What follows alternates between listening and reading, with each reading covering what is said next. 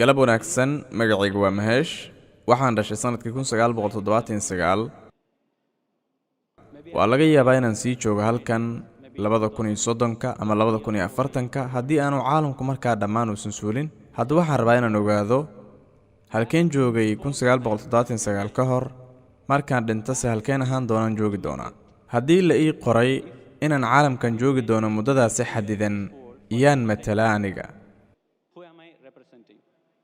walaalka su'aal buu weydiiyay wuxuu sheegay inuu dhashay 1979 haddana uu joogo dawladda Imaaraadka wuxuuna rabaa inuu ogaado halku ahaan doono dhimashadiisa kadib wuxuu leeyahay ku dhawaad 2030ka kadib haddii caalamku uu sii jiro halkee buu ahaan doona dhimashadiisa kadib sidoo kale sayuu matalaa walaal adigu naftaada un baad matashaa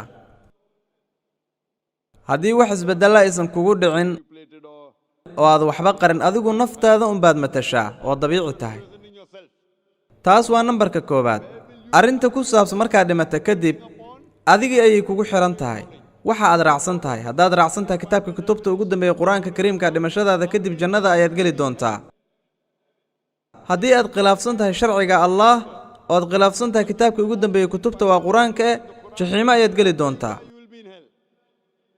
haddaba haddaad aqbasho maanta amarada Ilaahay wixii aad sameeynaysay laga soo bilaabo 1979 ilaa maanta ay tahay 14 Abriil 2012 waa lagu cafin doonaa dhamaantood 2012 all will be forgiven kulli waa lagu dhaafayaa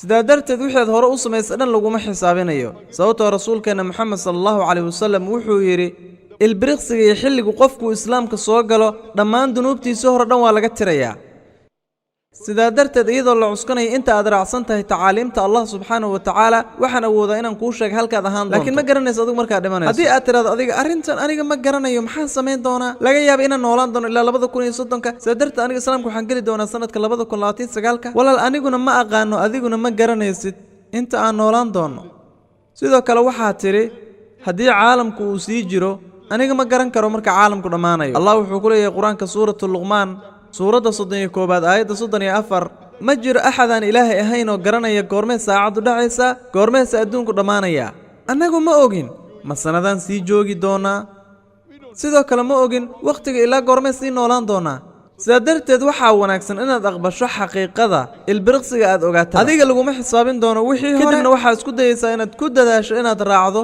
tacaaliimta intii awooddaada ah sidaa darteed arrinta halkee baad ahaan doontaa dhimashadaada kadib adigii kugu xiran tahay anigu waxaan awoodaa oo kaliya inaan ku tusiyo wadada Allah wuxuu ku leeyahay quraanka suuratul ghaashiya suurada 88 aayada 21 ilaa aayada 22 فذكر إنما أنت مذكر رسولك وحنو شيغا إن لغا دونيا أو كليا فرينتين لكن موضوع هانونينتا وحو كجرا غعنتا الله سبحانه وتعالى سادرت waxaan rabaa inaan ku weydiiyo walaal dhimashadaada kadib ma jannada rabtaa mise jaxiimo dhimashadaada kadib ma jannada rabtaa mise jaxiimo dhab ahaan ma garanaysid sababtoo ah marka aniga la eego janno iyo jaxiimo halkan ayaa laga heli karayaa xulashadu waa xageena haatani waa naciimo iyo jaxiimo waqtiyeysan tahay ama way suulaysaa sidaan hore u sheegay quraanku wuxuu ku leeyahay suuratul mulki suurada 67 aayada 2 alladhi khalaqa al-mawta wal hayata Allah waa kan abuuray dhimashada iyo nolosha si uu idin imtixaano kiineeba samaysanaya amal wanaagsan adduunyadan waxay u taagan tahay imtixaan tani waa imtixaan da'da qofka xilligaana waa dhaxdhaxaad waa 60 ama 70 sano qaarkood da'doodu iyagoo tahay 20 ayay dhintaan qaar kale 50 bay ku dhintaan qaar baa 100 ku dhinta laakiin da'da dhaxdhaxaadka waa 60 marka waa marxalad waqtiyeysan nolosha xigtase waa weligeed sidaa darteed waxaa leedahay janno iyo jaxiimo halkan bay jiraan isku dayaysaa inaad adduunyada naciimo iyo janno ka dhigto adigoo maal iyo kaydad badan jamcinaya khamrada iska cabaya nolosha xigta jaxiimo ayay noqon doontaa sidaa darteed Allah wuxuu ku leeyahay suuratul huud marka la eego kuwaasi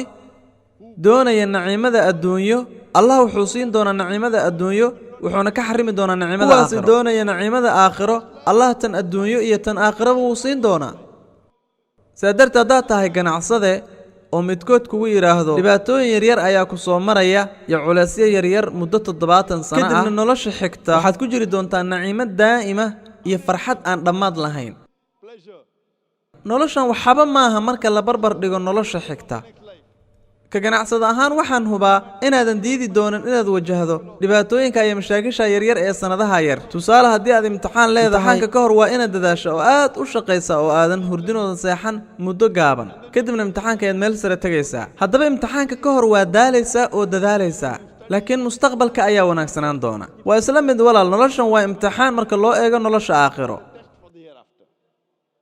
haddaad tahay hinduu maheeshow oo aad rumaysan tahay buugaagta hinduuga sida ku timid fiidaa buugga 10aad jabtarka 16aad faqrada 4 ilaa 5 waxay ka sheekaynaysaa buunar janam. buunar xigta jan nolol waxay la micno tahay nolosha xigta ee qur-aanku ka hadlay. sida darteed noloshan way timid nolol kalaa xigta, dhalasho dhimasho kadib nolol mar kale. nolosha wareegeeda iyo soo bixinta laguma sheegin fiidaaga. isagu wuxuu ka sheekeeyay buunar janam oo macnaheedu tahay nolosha xigta ama aakhiro. sidoo kalena qur-aanka waa lagu sheegay. sidaa darteed ninka wanaagsan wuxuu u fikiri doonaa sida ganacsade oo nolosha aakhiro ayuu og yahay inay wax badan ka wanaagsan tahay tan hadda la joogo. aad ayay daciif u tahay noloshan adduunyo marka la barbar dhigo nolosha aakhiro. Small negligible 0.0001% compared to the next life. sidaa darteed haddaad tahay ruux caqli badan ma diidi doontid inaad mashaakil yar dunidan ku marto si aad u raaxaysato nolosha aakhiro oo aad ugu noolaato janno iyo naciimo. sidaa darteed walaalteebaad jeceshahay, janno iyo jaxiimo nolosha aakhiro? walaal haa mudane, ma waxaad doonaysaa janno ama jaxiimo nolosha aakhiro? maya mudane, ma aaminsani inay nolol labaad jirto sababtoo ah haddii ay nolol labaad jirto. buugaagta hinduuga ma rumaysan tahay? haa, waa rumaysan tahay. fiidaaga ma rumaysan tahay? meelaha qaar ee buugaagta ku qoran ayaa rumaysanahay oo keliya. fiidaaga ma rumaysan tahay? haa, laakiin wax badan kama aqaano fiidaaga. laakiin waa rumaysan tahay inuu buug muqadasa yahay. maxaad idhahday? in xagga alle laga soo dejiyaad rumaysan tahay? maya, anigu inaan ilaah ahay ayaanba rumaysanahay. adigu ilaah baa tahay, dhammaantaan ilaah ayaan nahay. waa sida ay hinduugu leedahay. waa maxay qeexidda ilaah?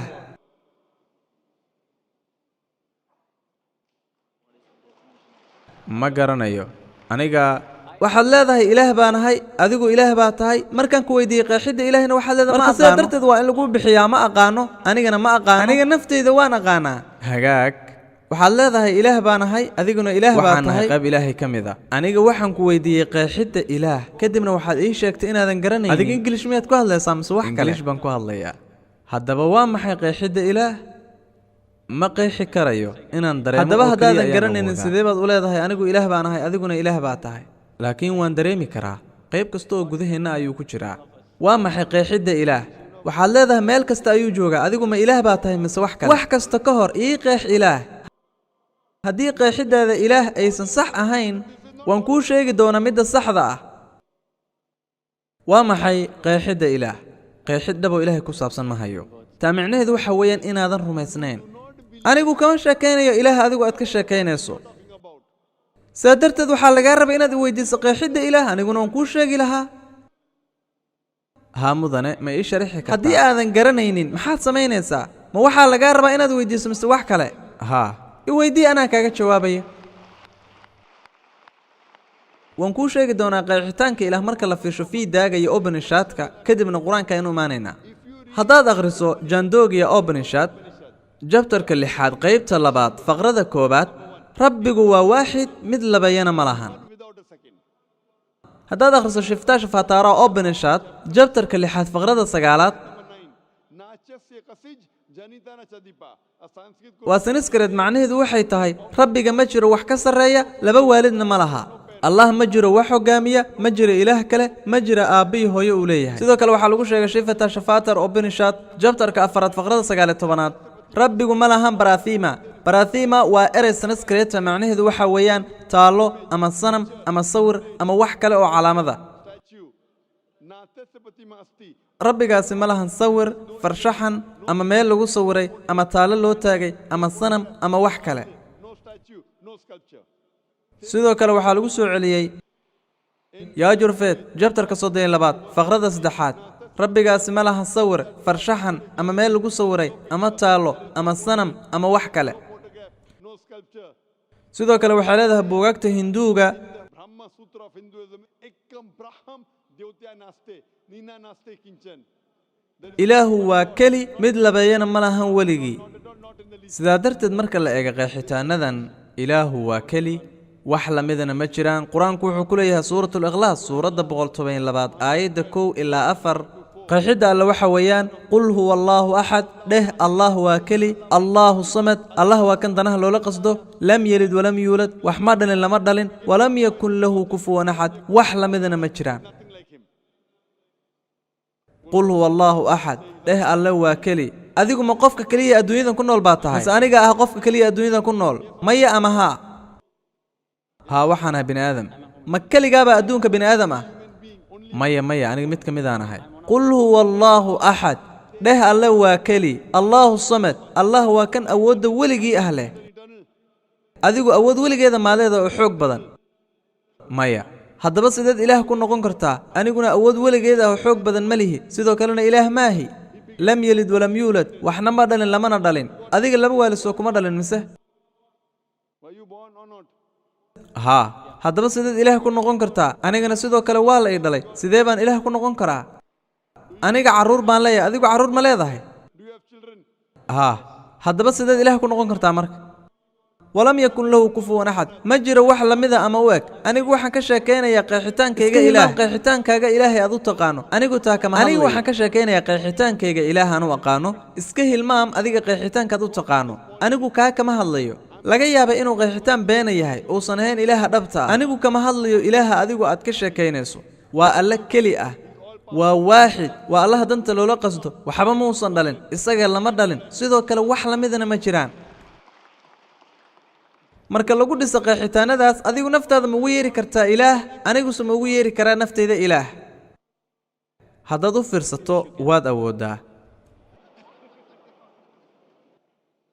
aniga su'aal baan ku weydiiyey laba waalid ma leedahay waxaa tiri haa haddii aad ku fekerto inaad tahay ilaah waxaa lagugu yeeri doonaa qof caqligiisu dhiman yahay mudane waa inaan qayb ilaahay ka mida ahay adigu waxaad leedahay ilaahay waa keli aniguna waxaan dareemaya inaan qayb ka mida ahay allaha weyn annagu qayb ka mida unbaan u taagannahay laga yaabay in annaga ilaahay nagala gooyey taa waa qeexitaankaaga ilaah ee ma ahan qeexitaanka ku jira fiidaaga sidoo kale ma ahan qeexitaanka laga helaya qur-aanka kaasi waa qeexitaanka ilaah kale anigu kama hadlayo ilaah adigu aad rumaysan tahay anigu waxaan ka hadlayaa ilaahayga aan anigu aaminsanahay isagu waa keli mana ahan qayb wax kasta ka mida iska daa ilaahaygan adigu aad ka hadlayso hagaag ilaaha aad ka hadlayso dhinac isaga tuur anigu waxaan ka hadlayaa ilaaha aan rumaysanahay ma fahantay waa alle keliya waa alle awood badan Are you all powerful?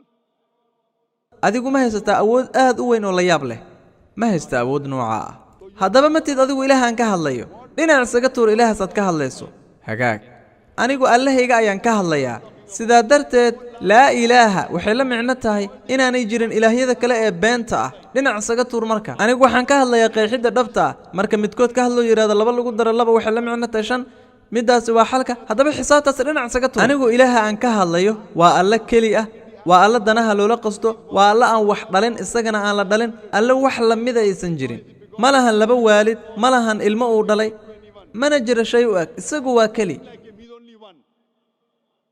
Do you believe? ma rumaysantahay ilaaha tilmaamahaas leh maya mudane ma rumaysni tani waa dhibaatada taa waxay la micnota inaadan doonin inaad rumayso allaha dhabta ah waxaan kaa codsanayaa inaad akhriso buugaagta hinduuga ee aan kuu sheegay sidoo kale akhri tarjumaadda qur-aanka kariimka ah iskuna day inaad raadiso allaha dhabta ah ee saxda iska daa ilaaha beenbeenta aad leedahay ilaah baa taana ilaahana anigu nafteyda kama soo qaaday inaan ilaah ahay markaabaad ii imaanaysa waxaad leedahay anaga ilaah baan ahay si aan kuu dhaho haa ilaah baa tahay anigu doqon maahe si aan u aqbalo ra'yigaagoon dhaho anigu ilaah baan ahay waxaad doonaysaa inaad jaxiimo ila aado laakiin anigu ma doonayo inaan jaxiimo kuu raaco anigu waxaan rabaa inaan jannada aado waxaan rabaa inaan sidoo kale adigana jannada kugu wado laakiin si aan jannada kugu wado haddii aan kugu qanciyo inaan aniga ilaah ahay adiguna ilaah tahay markaa waxaan wada aadi doonaa anigu waxaan doorbidayaa inaad jannada ila aado saa darteed waxaan kaa codsanaya inaad akhriso buugaagtaada muqadaska oo banishaadka qur-aanka aqri naftaada baran marka ay soo raac si aan jannada u wadaadno insha allah mahadsanid